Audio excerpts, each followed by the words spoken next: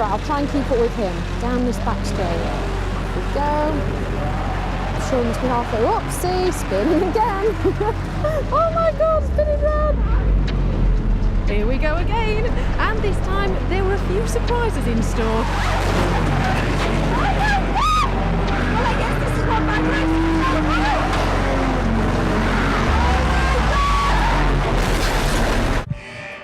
Louise is told to sit on her hands. If she touches anything connected to the metal body of the car, the electric charge could be diverted to her own body, with potentially catastrophic results. I've been told I won't feel a thing.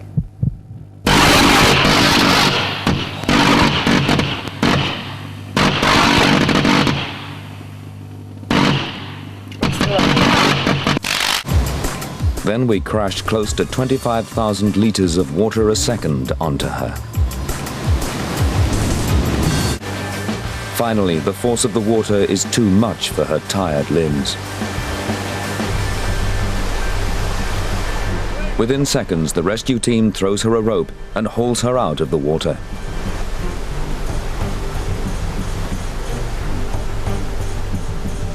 That was absolutely unbelievable. You know what, the water has so much force, it's incredible. And your legs are almost taken from underneath you. And I held on for as long as I could, but because of the coldness of the water, and then just the sheer force, it just takes you. There was no getting away from it. I couldn't hold on any longer. As soon as Louise enters the water, she goes into shock. The effect of the sudden cold water against her body sets off a reflex action, and she begins gasping for breath.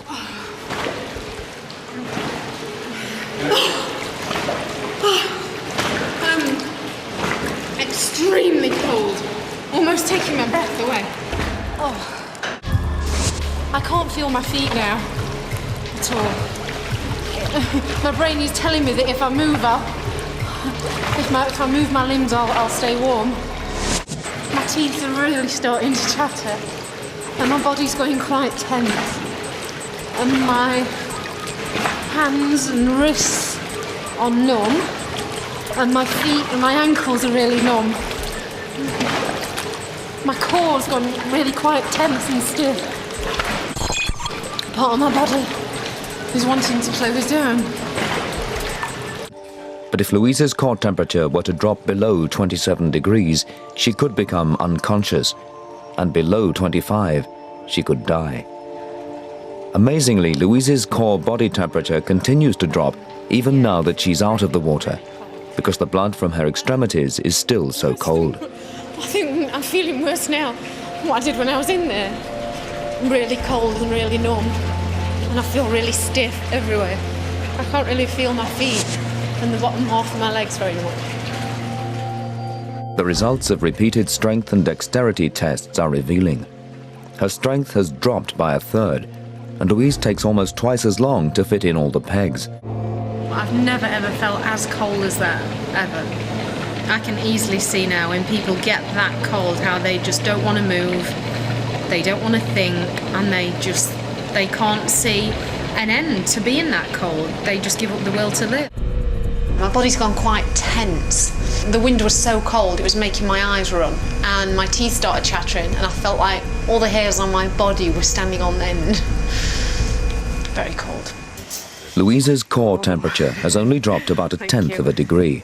And we'll be taking a look at that on the road a little later in the show. But first, let's take a look at what else is coming your way in the next half hour. Sailing right now, it is the extreme 40s.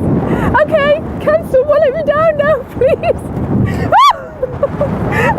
The best thing you can do with this is make it scream. This is the red team's drawing board. Not exactly architect's plans, are they? Oh, shows you wings.